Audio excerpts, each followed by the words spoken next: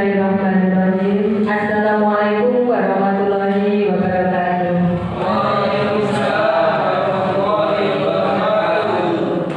Yang terhormat Ibu Kepala Sekolah SDN Sidoarjo 2, Bapak Ibu Guru beserta staf karyawan dan karyawati SDN Sidoarjo 2 yang kami hormati. Pertama-tama marilah kita panjatkan puji syukur kehadirat Allah Subhanahu wa taala yang telah melimpahkan rahmat kepada kita semua berupa kesehatan dan kesempatan sehingga pada pagi hari ini kita semua bisa berkumpul di ruang kelas SDN Sidoarjo 2 ini dalam keadaan sehat walafiat. Amin amin ya rabbal alamin. Kedua, sholawat serta salam mari kita tujukan kepada Nabi Muhammad Sallallahu Alaihi Wasallam yang kita nantikan syafaatnya besok di hari Yaumul Qiyamah. Amin. Bapak, Ibu semuanya, saya mengucapkan terima kasih pada pagi hari ini panjenengan semua kerso meluangkan waktu untuk mengikuti praktik bagi saya tentang definisi budaya positif yang merupakan salah satu tugas dari guru penggerak di modul 1.4 SDN Sidoarjo 2 Kecamatan Kendal tahun 2024. Saya sebagai penyaji materi Astia Rohandewi CGP Angkatan 11. Susunan acara diseminasi modul 1.4 budaya positif. Yang pertama pembukaan, yang kedua sambutan dari kepala sekolah, yang keempat pemaparan materi, dan yang keempat refleksi. Sebelum kita ke acara inti, mari kita buka acara diseminasi budaya positif ini dengan bacaan basmalah bersama-sama. Bismillahirrahmanirrahim. Acara kedua sambutan kepala sekolah. Kepada beliau disilakan.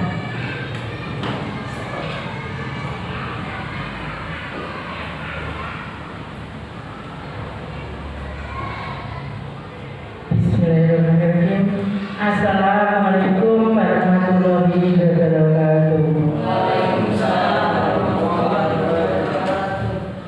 Yang kami hormati Bapak dan Ibu Guru serta staf karyawan-karyawati SDN Sidoarjo 2. Pertama kita panjatkan puja dan puji syukur kehadirat Allah Subhanahu wa taala yang mana di kesempatan pagi hari ini kita semua diberi rahmat oleh Tuhan Yang Maha Kuasa bisa melaksanakan pertemuan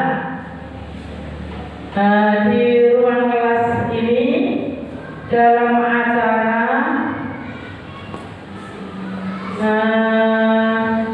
apa itu diseminasi budaya positif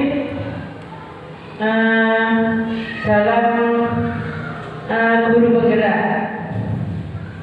Yang selanjutnya, sholawat serta salam kita aturkan kepada junjungan Nabi besar Muhammad Sallallahu Alaihi Wasallam yang kita nanti syafaatnya di hari Yaumul Qiyamah nanti. Allahumma amin. Bapak Ibu guru yang kami hormati, di sini saya selaku kepala sekolah akan memaparkan tentang budaya positif dalam kegiatan di SD kami ini, ya. Kegiatan budaya positif itu maksudnya kegiatan dalam kegiatan belajar mengajar. Dalam kegiatan belajar mengajar harus aktif Jadi misalnya apabila ya, ada sesuatu hal yang ada hubungannya pada anak, mungkin kenakalan di sekolah, Bapak Ibu guru harus bisa menyikapi hal-hal yang seperti itu.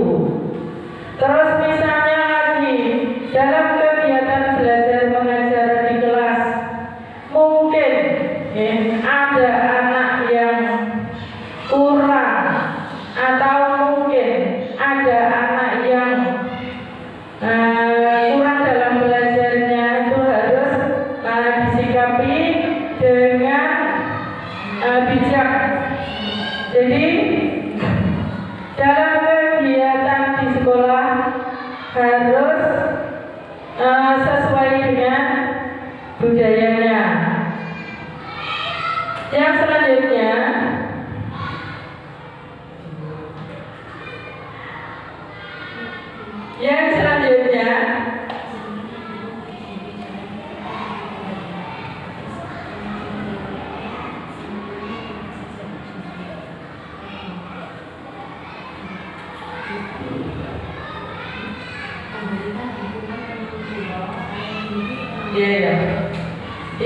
dalam kegiatan ini terutama teman-teman semua harus memberi dukungan kepada calon guru penggerak kita, Bu Astia dan Nur Hadi.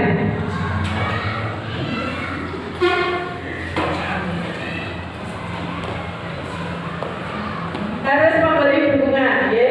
Jadi mungkin teman-teman yang belum menjadi CGP segera mendaftarkan seperti Bu Dewi.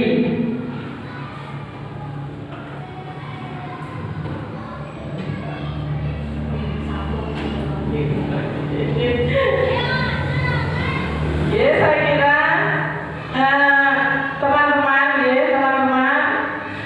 memberi dukungan sama Bu Dewi agar semuanya nanti bisa menjadi guru penggerak. Saya kira apa yang bisa saya sampaikan hanya sekian saja. Akhir kalam, wabillahi taufiq wal hidayah. Wassalamualaikum warahmatullahi wabarakatuh.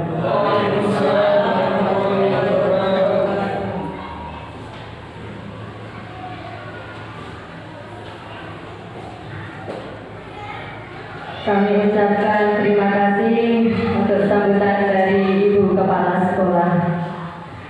Kemudian acara yang ketiga yaitu pemaparan materi.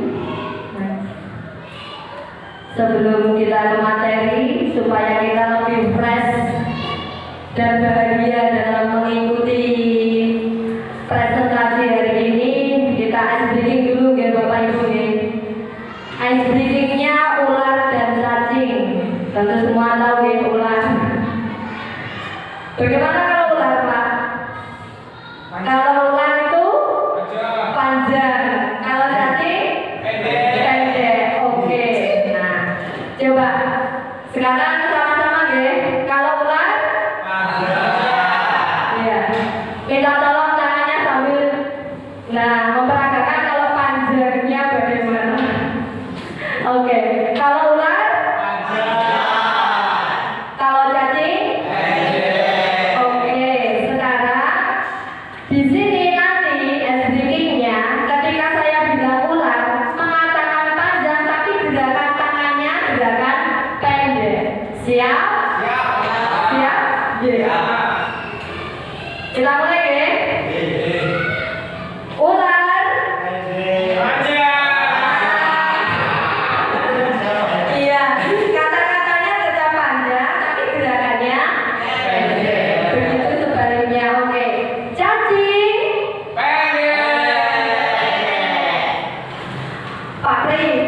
mana suaranya?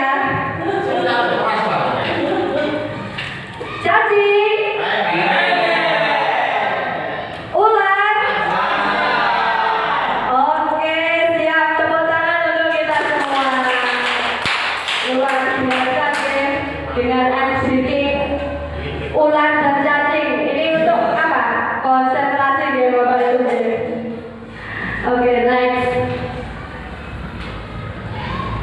Nah, di sini tujuan pendidikan menurut Ki Hajar Dewantoro adalah menuntun segala kodrat yang ada pada anak agar mereka dapat mencapai keselamatan dan kebahagiaan setinggi-tingginya, baik sebagai manusia maupun sebagai anggota masyarakat. Oleh sebab itu, pendidikan itu hanya dapat menuntun tumbuh atau hidupnya kekuatan kodrat yang ada pada anak-anak agar dapat memperbaiki lakunya hidup dan kekuatan kodrat anak. Jadi di sini tugas kita sebagai seorang pendidik adalah menuntun anak-anak, bukan menuntut. Bukan menuntut. Jadi kamu harus jadi seperti ini, kamu harus jadi anak yang seperti ini. Itu tidak seperti itu, ya. Jadi tugas kita menuntun, menebali semua kodrat yang ada pada anak. Anak itu sudah memiliki kodrat dari lahir, jadi tugas kita hanya menebali, menuntun mereka untuk menjadi lebih baik lagi. Jadi tidak bisa kita memaksakan untuk anak-anak itu bisa atau seperti apa. Jadi kalau anak-anak yang belum bisa membaca itu kita tuntun, bukan kita marahi atau harus bisa baca, tapi kita tuntun. Next, kita ke materi kita yaitu budaya positif. Budaya positif di sekolah yaitu nilai dan kebiasaan di sekolah yang berpihak pada murid agar mereka dapat berkembang menjadi pribadi yang kritis, penuh hormat dan tanggung jawab sesuai dengan pelajar Pancasila. Jadi ada pelajar Pancasila, masih ingat ya? Kita boleh nyanyi sedikit profil pelajar Pancasila. Oke. 1, 2, 3.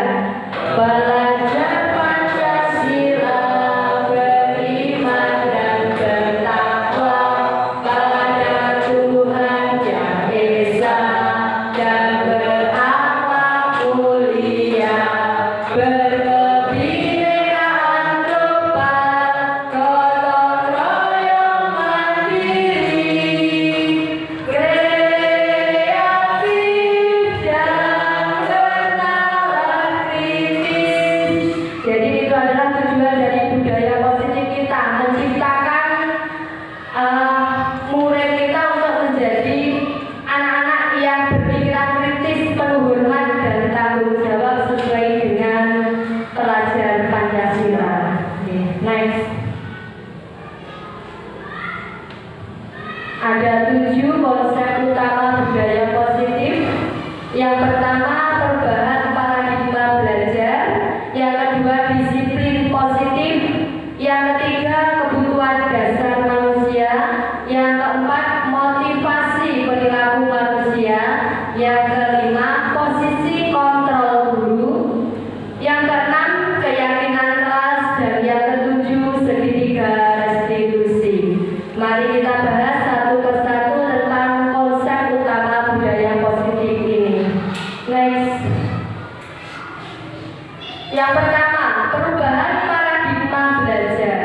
Jadi dalam membangun budaya positif sekolah dapat menyediakan lingkungan yang positif, aman, dan nyaman agar siswa mampu berpikir, bertindak, dan mencipta dengan merdeka, mandiri, dan bertanggung jawab.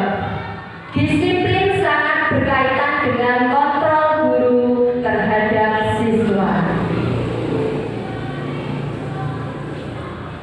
Nah, di sini disiplin positif. Ketika membaca disiplin positif, apa yang ada di benak Bapak Ibu guru?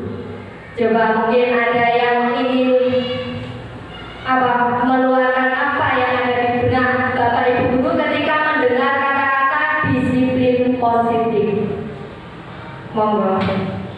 Oke, siap, Pak Robi. Ya, terima kasih Bu Dewi atas waktunya. Kalau menurut saya itu disiplin positif itu berarti membiasakan serta didik terhadap kedisiplinan, sekian. Oke, itu dari saya. Terima kasih. Terima kasih, luar biasa sekali paparan dari Bapak Rofi, jelas ya. Jadi disiplin positif itu ke hal yang positif, bukan ke negatif. Oke, next Pak Tri, silakan. Saya hanya berikan contoh saja, harusnya dari Pak Rofi. Contoh dari positif itu ya, misalkan ada guru menerangkan di depan kelas, maka murid biasakan untuk mendengarkan dan lain sebagainya. Siap, luar biasa sekali ya. Tadi pemaparan dari Bapak Rofi, kemudian Pak Pri memberikan contohnya ya. Jadi itu termasuk menghargai ya Pak Pri ya. Oke, siap. Next. Nah, di sini disiplin positif merupakan salah satu penerapan disiplin yang bertujuan untuk menumbuhkan kesadaran serta memberdayakan peserta didik tanpa penghargaan atau reward, ancaman atau hukuman. Nilai-nilai yang kita hargai adalah nilai kebajikan. Jadi sifatnya positif manusia yang merupakan tujuan mulia yang ingin dicapai setiap individu, yaitu nilai-nilai dalam profil pelajar Pancasila. Jadi sebagai seorang pendidik, tujuan kita adalah menciptakan peserta didik yang memiliki disiplin diri, sehingga mereka berperilaku mengacu pada nilai-nilai kebajikan universal dan memiliki motivasi intrinsik dalam perubahan perilaku ke arah lebih baik. Jadi disiplin positif ini adalah supaya anak-anak itu menanamkan rasa tanggung jawab dalam hal-hal baik pada dirinya sendiri, bukan karena suatu penghargaan. Wah, aku harus berbuat baik, aku harus datang lebih pagi karena nanti dapat hadiah. Itu tidak, itu adalah salah. Bukan karena hukuman. Aku harus mengikuti pelajaran. Aku tidak boleh membolos karena kalau membolos nanti dapat hukuman. Aku tidak boleh datang terlambat karena nanti dapat hukuman. Itu juga tidak baik untuk anak. Karena apa? Hukuman itu akan membuat anak menjadi tersiksa. Jadi dia melakukan sesuatu apapun itu karena rasa takut, bukan dorongan dari dalam dirinya sendiri. Oke, next. Poin ketiga yaitu kebutuhan dasar manusia. Kebutuhan dasar manusia adalah segala sesuatu yang kita lakukan untuk mendapatkan apa yang kita inginkan. Seluruh tindakan yang kita lakukan memiliki tujuan tertentu, dan semua usaha terbaik yang kita lakukan adalah dalam rangka kebutuhan dasar kita terpenuhi dengan baik. Jadi ada beberapa kebutuhan manusia, yaitu bertahan hidup, kemudian kebutuhan kasih sayang dan rasa diterima, kebutuhan kebebasan, kebutuhan penguasaan, dan kebutuhan kesenangan. Jadi ini adalah 5 kebutuhan dasar manusia yang ingin dipenuhi oleh manusia itu sendiri. Next. Di sini kebutuhan dasar manusia bertahan hidup itu contohnya makanan, pakaian, tempat tinggal, keamanan, kesehatan. Itu adalah contoh dari kebutuhan bertahan hidup. Kemudian kebutuhan rasa kasih sayang dan rasa diterima.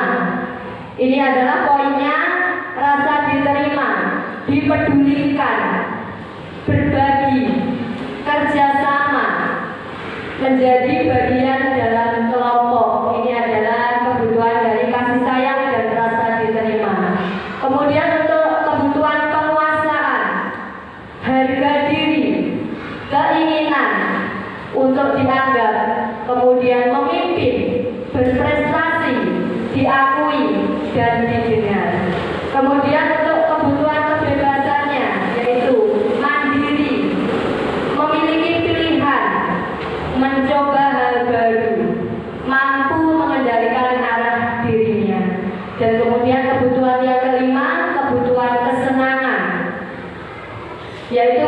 bermain, humor, antusiasme, dan tertawa. Ini merupakan kebutuhan kesenangan dari kebutuhan dasar manusia. Next. Di sini ada contoh kasus yang saya alami. Contoh kasusnya, Bu Dewi, guru kelas 1, sedang bingung menghadapi salah satu murid di kelasnya yang bernama Raka. Beberapa anak telah datang dan mengeluh bahwa Raka sering mengambil bekal temannya. Jika Anda menghadapi situasi seperti Bu Dewi, apa yang akan Anda lakukan? Mungkin dari Bapak Ibu bisa membantu Bu Dewi untuk mencari solusi. Apa yang harus Bu Dewi lakukan? Monggo. Ya, silakan Pak Raji. Terima kasih kepada yang mengingatkan saya untuk mengenai siswa Raka. Ini sering mengambil bekal temannya. Pertama, mungkin itu bekal dari rumah mungkin kurang lengkap, sehingga bersama-sama dengan temannya makan itu dia akan melihat sisi kanan kiri belakang mungkin ada yang kurang lengkap, sehingga dia mau mencoba bekal pada temannya. Ini bukan mengambil, artinya dia ingin melengkapi hidangan bekal dari rumah. Untuk itu mungkin ekonomi orang tuanya mungkin berbeda secara ekonomi. Terus yang Raka ini harus dikasih tahu bahwa bekalnya itu harus berisi. Mungkin pertama lengkap, hari kedua kurang lengkap, mungkin begitu. Jadi Raka ini harus perlu dikasih pengertian bahwa setiap anak itu bervariasi tentang menu bekal yang dibawanya. Kalau misalkan Raka yang kepingin, ya harus kasih tahu kepada orang tuanya menyiapkan bekal bekal seperti teman yang lainnya, keinginan misalkan ada apel, ada makanan kulit daging. Nah, ini perlu dikasih tahu Raka untuk supaya memberi tahu pada orang tuanya pada hari-hari yang akan datang. Terima kasih.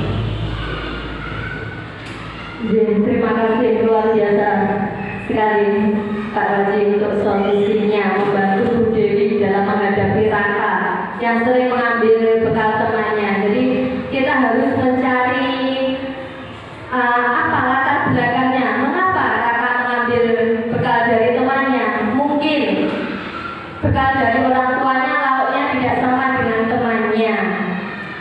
Cara meminta Raka yang kurang benar.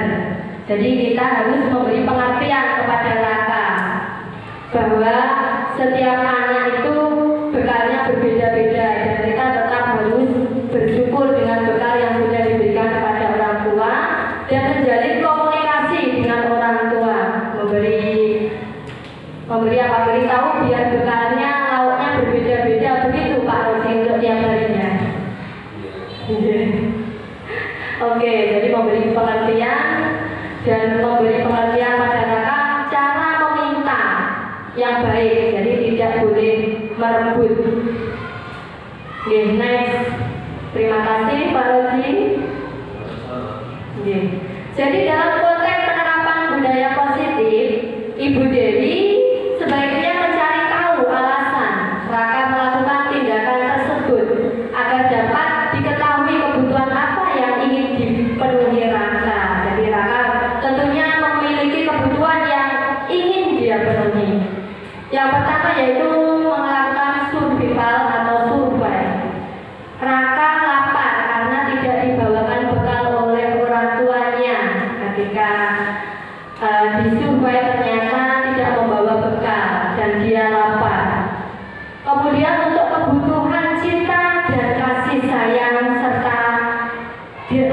diterimanya adalah Raka lebih diperhatikan temannya. Dia ingin diperhatikan oleh temannya. Untuk kekuasaan, yaitu Raka merasa hebat karena temannya merasa takut dan menuruti keinginannya. Kebebasan, kebutuhan dasar kebebasannya, Raka menginginkan bekal yang berbeda karena bekalnya selalu sama setiap hari. Kados ngendikane Pak Roji Dewa, berarti kebebasan, Pak, kebutuhan dasar manusia, kebebasan. Kemudian kesenangan, Raka hanya iseng dan dia menikmati ekspresi wajah temannya yang kesal. Ini kebutuhan dasar dari Raka, dari kesenangannya. Jadi dia ingin hanya mengisengi temannya, melihat ekspresi wajah temannya yang kesal. Nice. Kemudian poin yang keempat, teori motivasi perilaku manusia. Itu ada 3. Yang pertama, untuk menghindari ketidaknyamanan atau hukuman. Biasanya timbul pertanyaan, apa yang akan terjadi jika saya melakukannya? Ini merupakan motivasi eksternal dan dari luar diri kita. Kemudian yang kedua, untuk mendapatkan imbalan atau penghargaan dari yang lain.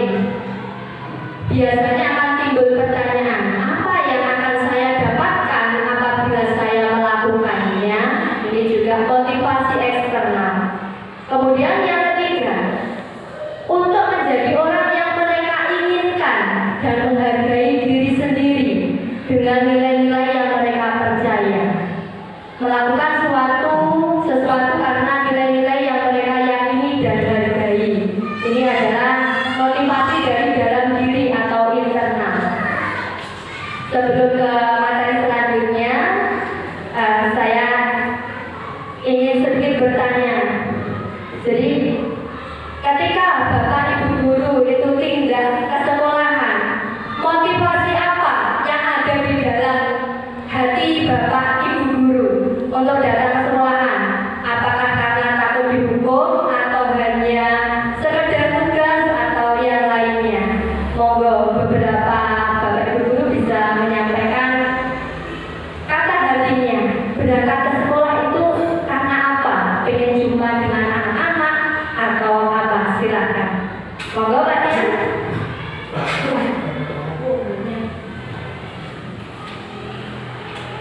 Assalamualaikum warahmatullahi wabarakatuh. Terima kasih waktunya Dewi untuk menyikapi pertanyaan Dewi mengenai motivasi apa yang membuat kita berangkat ke sekolah. Dan mungkin bermacam-macam motivasi dari saudara-saudara guru semua. Tapi menurut saya, kita itu dididik dalam sekolah kuliah dulu memang bukan jadi guru dan menumbuhkan tanggung jawab apabila kita sudah diberi tanggung jawab untuk mengajar. Dan kita harus dengan senang hati, kita harus menunaikan kewajiban itu. Tidak karena takut nanti kalau tidak hadir dihukum atau sekedar ingin bertemu anak-anak, tapi ini menyangkut tanggung jawab yang kita akan bertanggung jawabkan nanti juga ini. Nah, selebihnya motivasinya ya kita mengabdi, mencari berkah pahala dari ilmu kita yang kita tularkan ke murid-murid. Itu saja. Terima kasih Dewi. Wassalamualaikum warahmatullahi wabarakatuh. Luar biasa tepuk tangan untuk motivasi dari Bapak Septian. Jadi motivasinya internal dari dalam diri. Jadi tidak takut hukuman atau tidak karena mendapatkan imbalan atau penghargaan ketika datang paling pagi atau apa. Tapi memang dari dalam diri, yaitu sebagai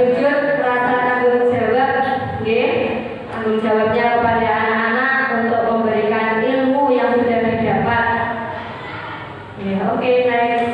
Luar biasa sekali. Nah, ini jadi ada 3: hukuman, konsekuensi atau sanksi, dan restitusi. Jadi hukuman itu tidak terencana atau tiba-tiba. Murid tidak tahu apa yang akan terjadi atau tidak dilibatkan. Bersifat satu arah. Hukuman ini bisa berupa hukuman fisik atau psikis. Kemudian yang kedua, konsekuensi.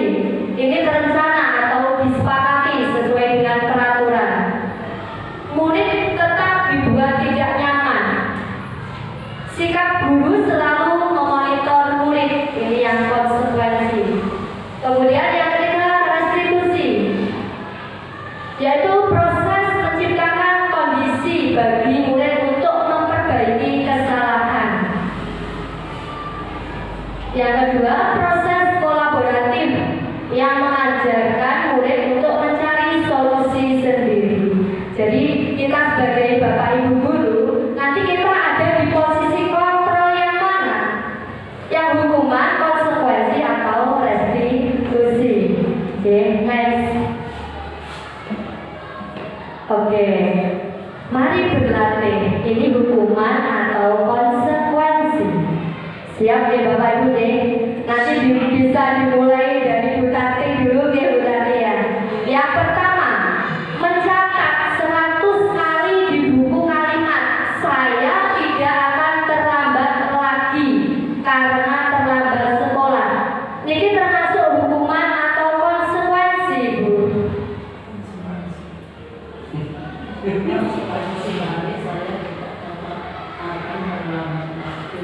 Konsekuensi. Jawaban dari Ibu Tati konsekuensi. Kemudian Pak Naryoto untuk yang kedua, lari mengelilingi lapangan voli 2 kali karena terlambat datang ke sekolah. Ini termasuk hukuman atau? Hukuman. Siap, hukuman. Untuk jawaban Pak Naryoto. Pak Robi, membersihkan coretan yang dibuatnya di meja, hukuman atau konsekuensi Pak Robi? Konsekuensi. Konsekuensi. Siap. Pak Akif, mengganti kertas tugas teman yang telah dicoret-coret termasuk hukuman atau konsekuensi Pak Akif? Konsekuensi. Konsekuensi. Oke, bukan ini. Berjemur di lapangan basket jam 12 karena mengobrol dengan temannya. Ini termasuk hukuman atau konsekuensi? Termasuk hukuman. Termasuk hukuman. Pak Roji, membersihkan air yang tertumpah di meja karena tersenggol saat pelajaran.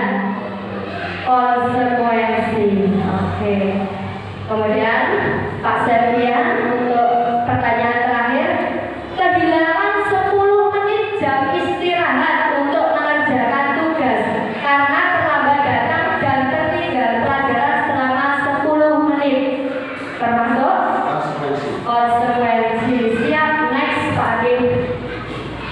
Nah, jadi ini tadi ya jawaban dari hukuman atau konsekuensi. Jadi yang nomor 1 dan 2 ini termasuk hukuman. Ini fisik ya, kita menghukum secara fisik atau psikis seperti menulis 100 kali, lari keliling lapangan, kemudian berjemur di lapangan basket jam 12 karena mengobrol. Ini termasuk hukuman. Jadi di sini kita tidak dianjurkan untuk melakukan hukuman kepada peserta didik kita. Kemudian untuk yang membersihkan coretan yang dibuatnya di meja, mengganti kertas tugas temannya yang telah dicoret-coret, membersihkan air yang tertumpah, dan kehilangan 10 menit jam istirahat untuk mengerjakan tugas karena datang terlambat ketika pelajaran berlangsung selama 10 menit, itu termasuk konsekuensi. Jadi apa yang dia lakukan itu ada konsekuensinya. Jadi bukan hukuman. Nah, di sini yang poin 5 yaitu 5 posisi kontrol kita sebagai seorang pendidik. Yang pertama, penghukum. Ini seorang penghukum bisa menggunakan hukuman disuruh berlari, disuruh nyatet, disuruh hormat bendera, itu hukuman. Kemudian membuat orang merasa bersalah, biasanya guru akan bersuara lebih lembut. Kemudian posisi kontrol sebagai teman, guru pada posisi ini tidak akan menyakiti murid, namun akan tetap berupaya mengontrol murid melalui persuasi. Jadi memposisikan kita sebagai teman pada peserta didik kita. Kemudian yang keempat, posisi kontrol sebagai monitor atau pemantau.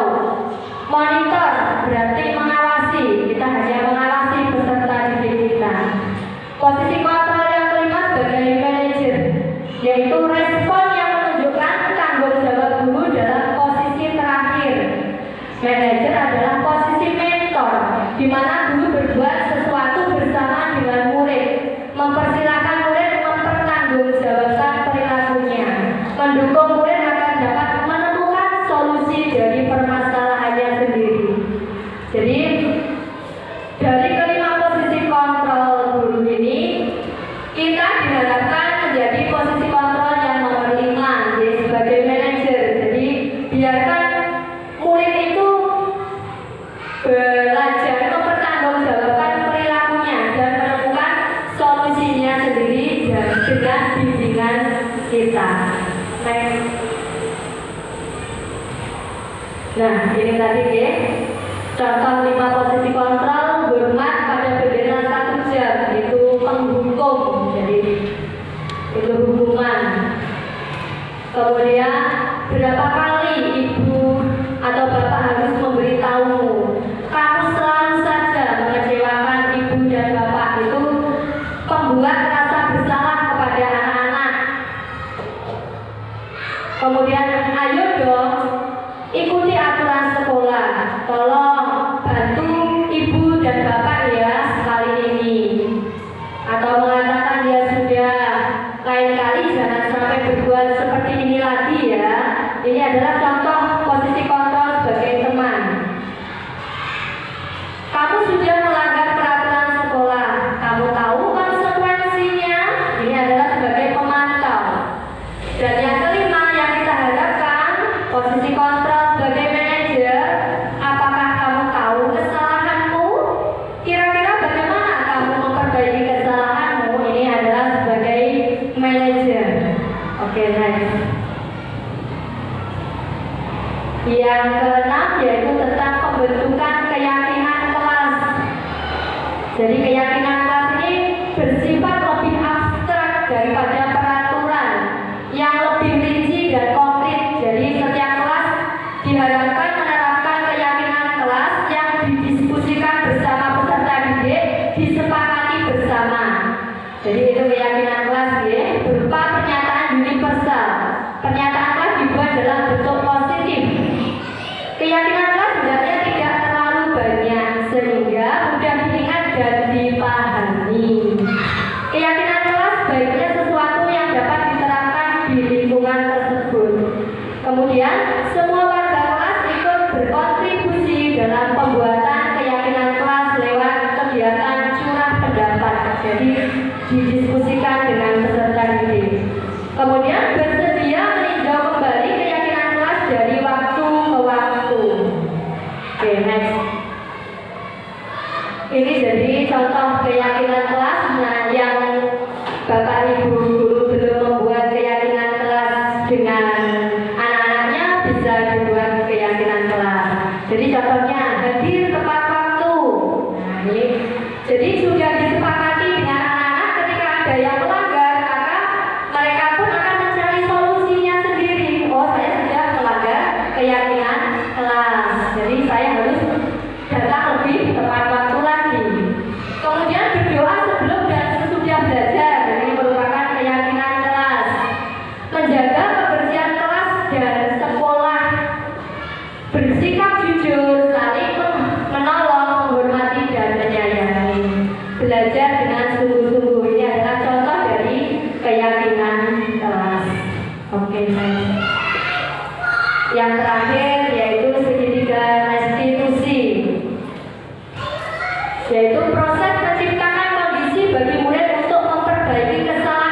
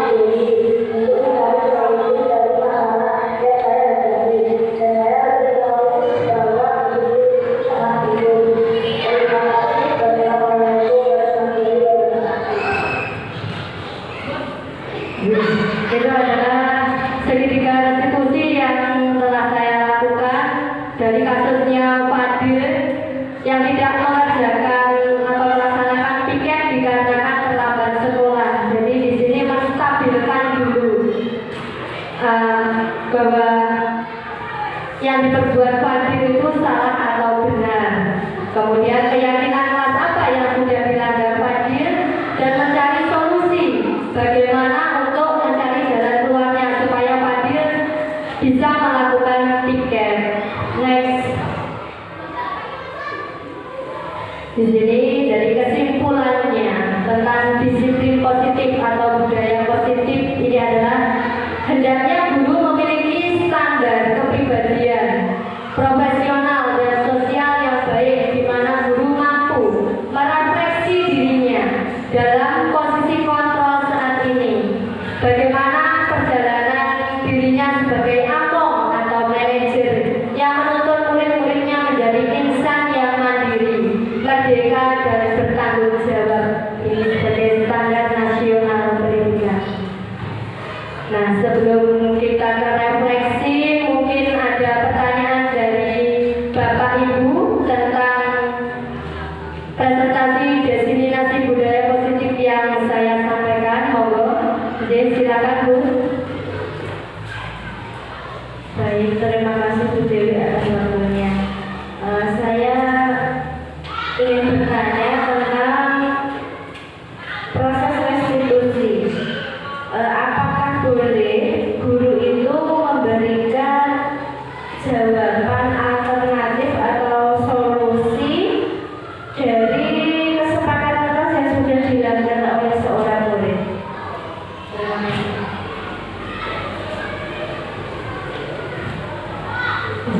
Terima kasih untuk pertanyaan dari Ibu Iris. Jadi sebenarnya dari permasalahan murid tersebut sudah mencari solusi atau jalan keluar dari permasalahan tersebut dengan penerapan segitiga restitusi tersebut. Jadi sudah melaksanakan mencari solusinya sendiri dari masalahnya. Kemudian bagaimana Bu Iris? Sudah cukup? Oke, terima kasih. Kegiatan yang terakhir yaitu refleksi. Setelah penjenengan mengikuti presentasi diseminasi budaya positif yang telah saya sampaikan, silakan penjenengan menuliskan refleksi. Jadi apa yang ada dalam benak Bapak Ibu setelah mengikuti presentasi ini? Oh, ternyata dulu saya sebagai posisi kontrol penghukum setelah mengikuti ini. Kemudian bagaimana? Monggo silakan nanti bisa dituliskan di notis ini.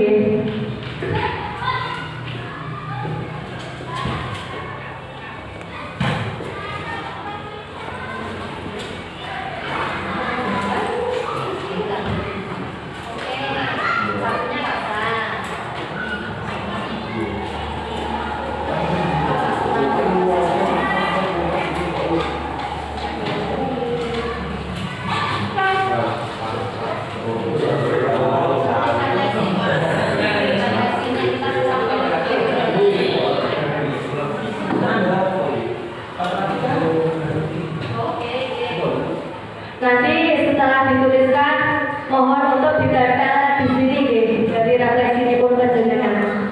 Senang.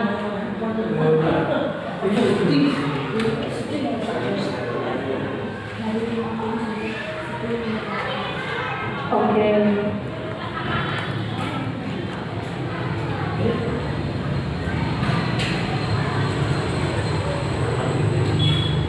Ditempelkan di sini saja, Pak. Pripun minta pertolongan kan untuk menempel? Oke, siap.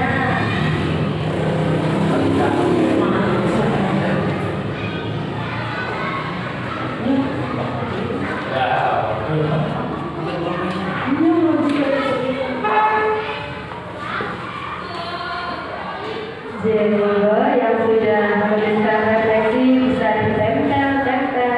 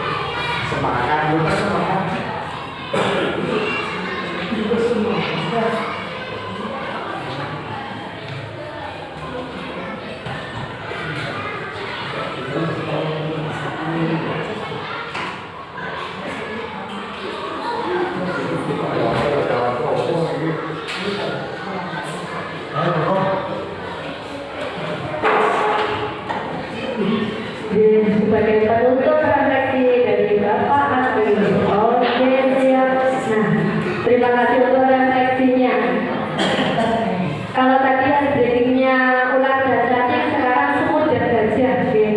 Jadi nanti siapa yang salah dalam mempraktekannya atau kurang benar, jadi dimohon untuk maju ke depan membacakan refleksi dari Bapak Ibu. Oke, siap? Pak Haji siap? Oke. Kalau semut itu kecil. Kalau gajah? Oke, kita lakukan gerakan sebaliknya. Nanti kalau tidak bergerak, maka terjadikan ke depan. Oke, Pak Har? Oke, nanti dilakukan sebaliknya nih. Ketika saya bilang semut, penjelasan mengatakan kecil tapi dengan gerakan tangan besar. Oke, bukan panjang tapi besar ya. Oke, ya. Kita mulai. Gajah. Oke.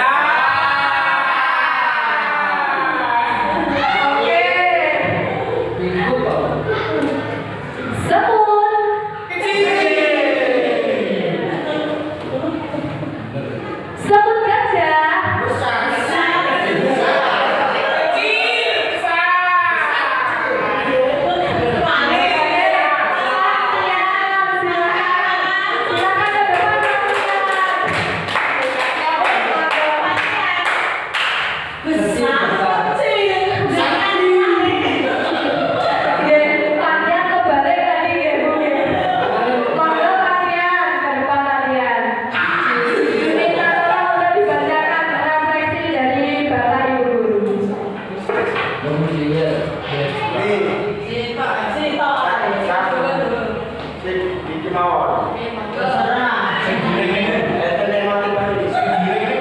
Ini refleksi dari Pak Hakim dulu. Semangat menerapkan hal yang positif. Kemudian saya setelah saya mengikuti presentasi tadi, saya paham bahwa murid tidak perlu diberikan hukuman, akan tetapi dengan cara menyepakati bersama konsekuensi apabila membuat suatu kesalahan. Kemudian siapa yang kegiatan ini demi budaya disiplin positif banyak memanfaatkan banyak manfaatnya terhadap lembaga kita SDN Sidoarjo. Kemudian alhamdulillah setelah mengikuti presentasi dari budaya saya merasa mendapat pencerahan tentang anak-anak. Setelah mengikuti kegiatan tersebut, tahu bahwa kita merasa senang. Setelah saya mengikuti diskriminasi, akhirnya saya tahu bahwa yang saya lakukan dulu termasuk konsekuensi dan hal tersebut termasuk hal yang dapat membuat siswa menjadi mikir dan lebih sabar menghadapi murid senang. Terima kasih. Terima kasih, tepuk tangan untuk latihan. Next, Pak Hakim. Oke. Terima kasih. Saya ucapkan kepada Bapak Ibu yang sudah bersedia melonggarkan waktunya dalam berbagi praktik baik saya tentang diskriminasi budaya positif. Dan semoga lembaga kita, anak didik kita tumbuh menjadi anak-anak yang memiliki budaya positif. Oke. Semoga tercapai apa yang mereka cita-citakan dengan tuntunan dari kita. Sebelum kita tutup acara ini, saya secara pribadi mohon maaf apabila ada tutur kata dari saya yang kurang berkenan di hati Bapak Ibu.